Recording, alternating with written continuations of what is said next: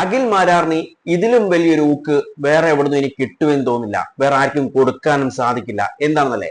ആദ്യം അഖിൽ മാരാറിന്റെ ഒരു ഡയലോഗ് കേൾക്കാം. ഒരു സ്പെഷ്യൽ മെൻഷൻ കൂടി ചെയ്തുകൊണ്ട് അവസാനിപ്പിക്കാം. റിപ്പോർട്ടർ ചാനലിലെ അരുൺകുമാറിന് എന്റെ വാർത്ത ഞാൻ മുന്നിലാണെന്ന് വായിക്കുന്ന നിമിഷത്തിന് വേണ്ടി കാത്തിരിക്കുകയാണ്. ഇനി നമുക്ക് ആ ഊക്കൊന്ന് കേട്ടിട്ട് വരാം. കരുതിയിരുന്ന തൃക്കാക്കരയിലെ റിസൾട്ട് ഞാനങ്ങ് പറയുകയാണ്. അഖിൽ രാജ് എന്ന അഖിൽ മാരാർ 10,000 വോട്ട് പോലും തിരിച്ചു പിടിച്ചിട്ടില്ല എന്നുള്ള കാര്യമാണ്. ഇപ്പോൾ ഏറ്റവും ഒടുവിൽ 9,161 വോട്ടുമായി 3ാം സ്ഥാനത്താണ്. താഴെ നിന്ന് മുകളിലോട്ട് പോകുമ്പോൾ 1ാം സ്ഥാനത്താണ് എന്നുള്ളതാണ് ഞാൻ മനസ്സിലാക്കുന്നത്. അതായത് ആം ആദ്മി പാർട്ടി കഴിഞ്ഞാൽ അടുത്തത് അഖിൽ രാജാണ് താഴെ നിന്ന് മുകളിലോട്ട് പോകുമ്പോൾ. 24,303 വോട്ടുകൾക്ക് അഖിൽ മാരാർ. ഇതിലും വലിയൊരു ഊക്ക് ഇനി അഖിൽ മാരാറിന് കിട്ടാനുണ്ടോ? ചോദിച്ചു വാങ്ങിച്ചാണ്, ചോദിച്ചു കൊടുത്തു. സാധ്യത ജയിച്ചാൽ തന്നെ 1000-ൽ താഴെ വോട്ടുകൾക്ക് അങ്ങനെ വരും. അതല്ല എന്നുണ്ടെങ്കിൽ നമ്മൾ പ്രതീക്ഷിക്കുന്നതിനെക്കാട്ടി വോട്ട് കോൺഗ്രസ് പാർട്ടി. എന്താ ആ ഒരു കോൺഫിഡൻസ് ആണ്.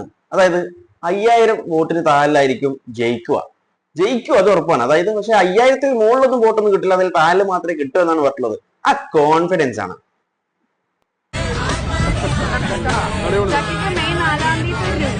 ചക്കയുടെ കാര്യത്തിൽ തീരുമാനമായി. ചക്ക മത്സരിച്ച എല്ലാ മണ്ഡലങ്ങളിലും ചക്ക കുരു പോലും കിട്ടിയിട്ടില്ല എന്നുള്ളതാണ്. 2020 ആടമണ്ഡലം ചക്ക എല്ലാം ചീഞ്ഞു.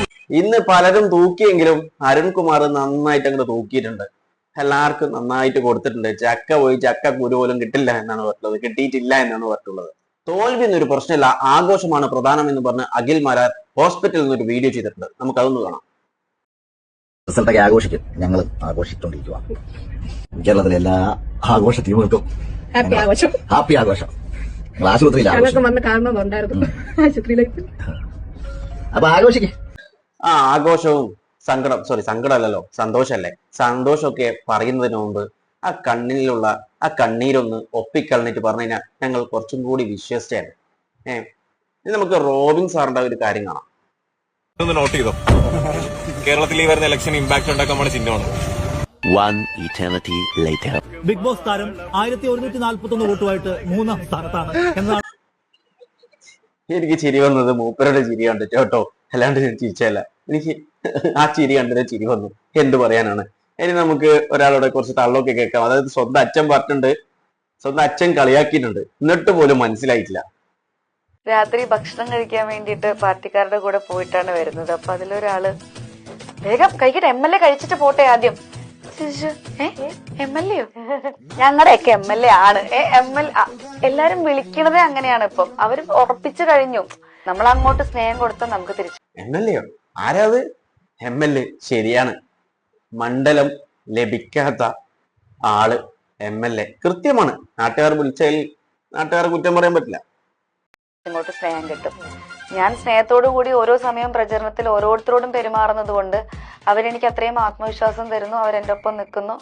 ഓരോ BJP-യിലെയും 2020-ലെ പ്രവർത്തകര് എന്റെ കുടുംബാംഗങ്ങളെ പോലെ മാറിക്കഴിഞ്ഞു ഇത്രയും ചുരുങ്ങിയ ദിവസങ്ങൾക്കുള്ളിൽ. അവർക്ക് വിഷമാണ് ഇനി 4 ദിവസമേ പ്രചരണത്തിനുള്ളൂ എന്നുള്ളതാണ് അവരുടെ വിഷമം. അപ്പൊ അതുകൊണ്ട് എല്ലാ കാര്യങ്ങളിലും കോർഡിനേഷനും ഒരു ലീഡർഷിപ്പ് റോൾ എനിക്ക് ചെറുതിലേ മുതലുണ്ടായിരുന്നു. അപ്പൊ എന്റെ അച്ഛൻ എപ്പോഴും തോളത്തട്ടിട്ട് പറയും, മന്ത്രിയാവുന്ന തോന്നണേയുള്ളു. എപ്പോഴും പറയുന്ന ഒരു ഡയലോഗ്. ഒക്കെ രാഷ്ട്രീയത്തില് ഭയങ്കര ഭാവിയാണ്, ഇവിടെ മന്ത്രിയാവുന്ന. ഞാൻ ചെറുപ്പത്തിലെ കഥ കേട്ടോ പറയണേ. പിന്നെ അത് തുടർച്ചയായിട്ട് അച്ഛൻ എപ്പോഴെങ്കിലും എന്തെങ്കിലും പറഞ്ഞു കഴിഞ്ഞാൽ ഇപ്പൊ മന്ത്രിയാവും, എന്നെ കളിയാക്കുക അച്ഛൻ. അതന്നെ, അവക്ക് തന്നെ മനസ്സിലായിട്ടുണ്ട് അത് കളിയാക്കുന്നതാണ്. എന്നിട്ടും മനസ്സിലായിട്ടില്ല, പിന്നെന്താ പറയാ. പിന്നെ ഇലക്ഷന് ശേഷം ഇപ്പോൾ അവരോട് ഒരു ഇന്റർവ്യൂ വന്നിട്ടുണ്ടായിരുന്നു. അപ്പോൾ ചോദിച്ചിട്ടുണ്ടായിരുന്നു, നിങ്ങൾ ഇനിയും രാഷ്ട്രീയത്തിൽ കണ്ടിന്യൂ ചെയ്യുക. അപ്പോൾ ആണെന്നാണ് പറഞ്ഞത്. കാരണം ഈ ഇലക്ഷൻ ക്യാമ്പയിന്റെ സമയത്ത് പറഞ്ഞിട്ടുണ്ടായിരുന്നു, ഇലക്ഷന് ജയിച്ചാലും തോറ്റാലും ശരി കുറച്ച് കാര്യങ്ങൾ ചെയ്യുമെന്ന് പറഞ്ഞിട്ടുണ്ട്. ആ ചെയ്യുമെന്ന് പറഞ്ഞിട്ടുള്ള കാര്യങ്ങൾ ചെയ്തു കൊടുക്കുക. കാരണം നാട്ടുകാർക്ക്, ആളുകൾക്ക് ആ കാര്യങ്ങളൊക്കെ ഓർമ്മയുണ്ട് കേട്ടോ. ചില കാര്യങ്ങൾ ചെയ്തു കൊടുക്കുമെന്ന് പറഞ്ഞിട്ടുണ്ട്. അപ്പോൾ രാഷ്ട്രീയത്തിൽ ഇല്ലാതെ ഇരുന്നു കഴിഞ്ഞാൽ ശരിയാവത്തില്ലല്ലോ. അപ്പോൾ ആ പറഞ്ഞ കാര്യങ്ങൾ ചെയ്തു കൊടുക്കുക. ഈ രാഷ്ട്രീയം എന്ന് പറയുന്നത് ഒരൊറ്റ ദിവസം കൊണ്ട് ഉണ്ടാവുന്നതല്ല. ഒരുപാട് വർഷങ്ങളുടെ എക്സ്പീരിയൻസിലൂടെയാണ് രാഷ്ട്രീയക്കാർ ഉണ്ടാവുന്നത്. അല്ലാതെ പെട്ടെന്നൊരു പാർട്ടിയിലേക്ക് ജോയിൻ ചെയ്യുക, അപ്പോൾ തന്നെ കാൻഡിഡേറ്റ് ആവുക, മത്സരിക്കുക, വിജയിക്കുക, വിജയിച്ചിട്ടില്ല, തോറ്റു. അപ്പോൾ അതല്ല രാഷ്ട്രീയം. രാഷ്ട്രീയം എന്ന് പറയുന്നത് ഒരുപാട് കാലത്തെ എക്സ്പീരിയൻസ് വേണം, ആളുകളുമായിട്ട് നല്ലോണം ഇടപെടണം. ഇപ്പോൾ തന്നെ കണ്ടു, ഒരുപാട് ഓടുന്നൊക്കെ കണ്ടു ഇലക്ഷൻ ക്യാമ്പയിന്റെ സമയത്ത്. നല്ലതാണ് ഓടുന്നത്, ഇനിയും ഓടണം. ഓടി നാട്ടുകാർക്ക് ചെയ്തു കൊടുക്കുമെന്ന് പറഞ്ഞ കാര്യങ്ങൾ ചെയ്തു കൊടുക്കുക.